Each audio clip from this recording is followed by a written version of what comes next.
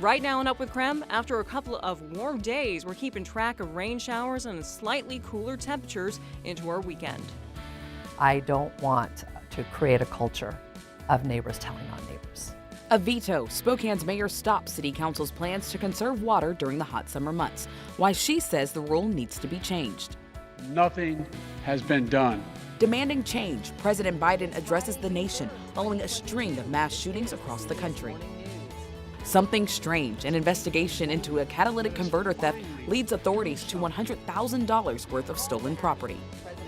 Up with KREM begins now. Well, good morning, everyone, and thanks so much for joining us here on Up with KREM on this Friday morning. I'm Channing Curtis. Well, I'm going to send things over to Cody Proctor, who is joining us on this Friday morning. She's filling in for meteorologist Thomas Patrick, and I'm super excited that you're here, Cody, because normally Tim and Thomas get to have like a bro show, so we get to have like a ladies show kind of thing, and I'm very excited about that this morning. It's girls' morning this time. It is. And I wish I could bring you more weather for our girls' morning, but unfortunately we did pick up some of those showers overnight. So if you're not a fan of the wet weather, sorry you guys. We were keeping track of that on our Doppler radar over the last 4 hours. Right now, when it comes to our current conditions, we've been mostly picking that up around the Canadian border, around Colville, Bonners Ferry, north of Coeur d'Alene. So if you're seeing wet sidewalks and roadways, don't be surprised. We do need the rain, especially as we start heading into summer. But definitely a change after the last couple days after we had those warm temperatures, those sunny skies where it felt pretty balmy throughout the days. Right now, as we wake up this morning on your Friday, it's 57 degrees right now. Winds coming out of the east at 5 miles per hour at the Spokane airport. You can see some of those cloudy skies as we take a look across Coeur d'Alene this morning. And as we check in with our temperatures around the region, mostly tracking into the 50s for us. Looks like we're at 56 degrees in Grand Coulee, 57 in Spokane and Deer Park, as well as Coeur d'Alene, 50 right now for Libby, and 53 in Pullman this morning. Over the next few hours, we are looking at cloudy skies for much this morning. However, we're not done with the rainfall, and potentially we might even see some chances for some energy in our forecast with potential for some thunderstorms. We're watching that convective outlook, so keeping a close eye on that. Meanwhile, for the next few days, we might still see those temperatures for the most part hanging out a little cooler than what we were over the last few days, with temperatures mostly in the 60s. I'll throw it back to you, Channing. All right, thank you, Cody. Well, the search is on for a missing mother from Coeur d'Alene. Take a look at your screen. Tessa Shannon was last seen around 2:30 in the morning on June 1st near the Moose Lounge in downtown Coeur d'Alene. Her family says she was going there to meet a man and play pool.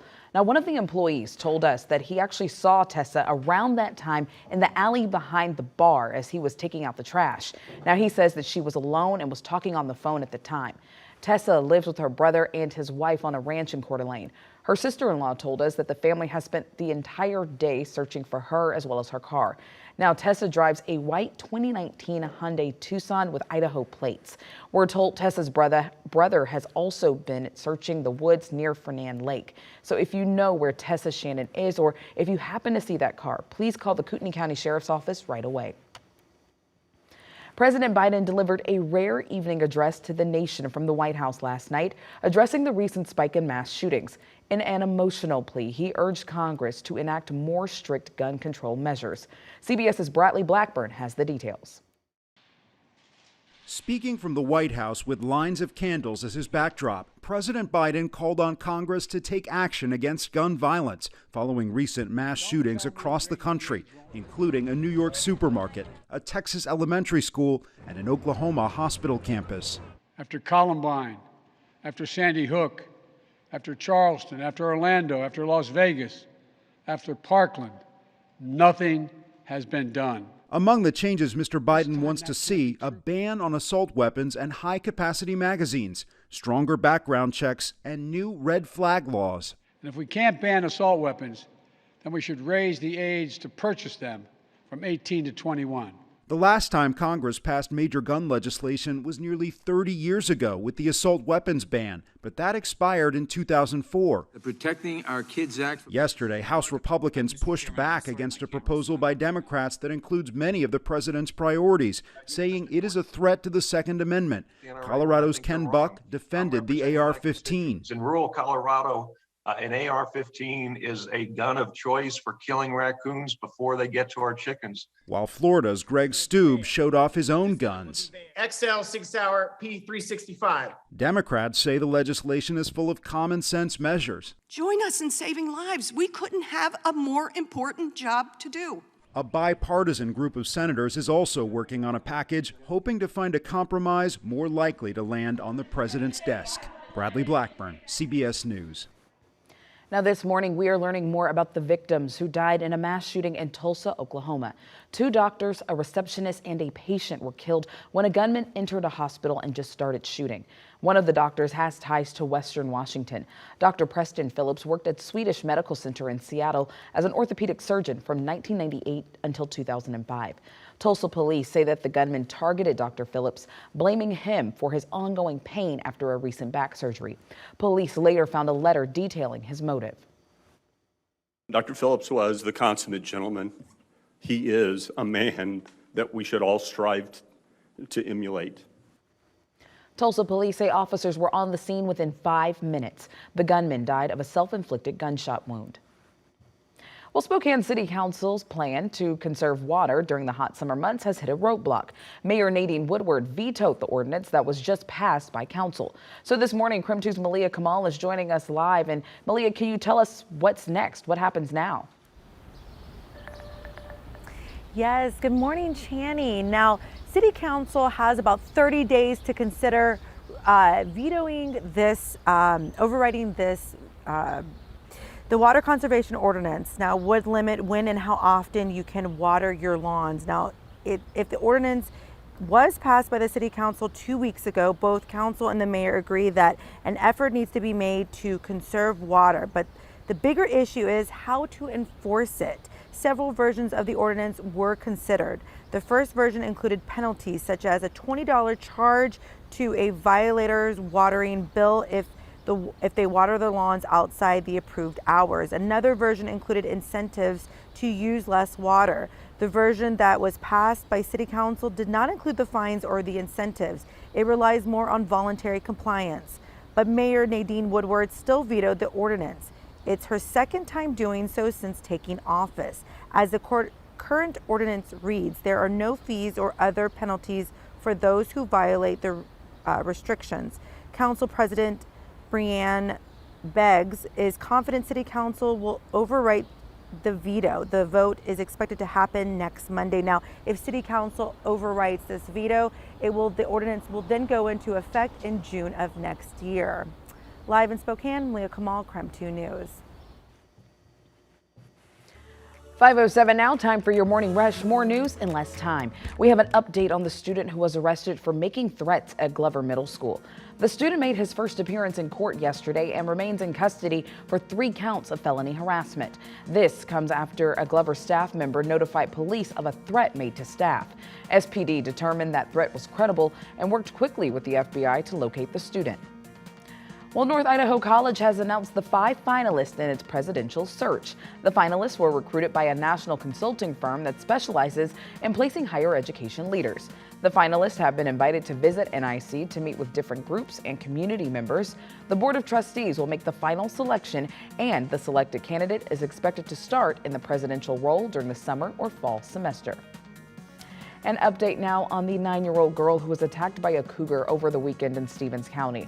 According to the GoFundMe page set up for her, she's now able to walk by herself and is even able to color some unicorns. Now, Lily even sang a song with one of her nurses.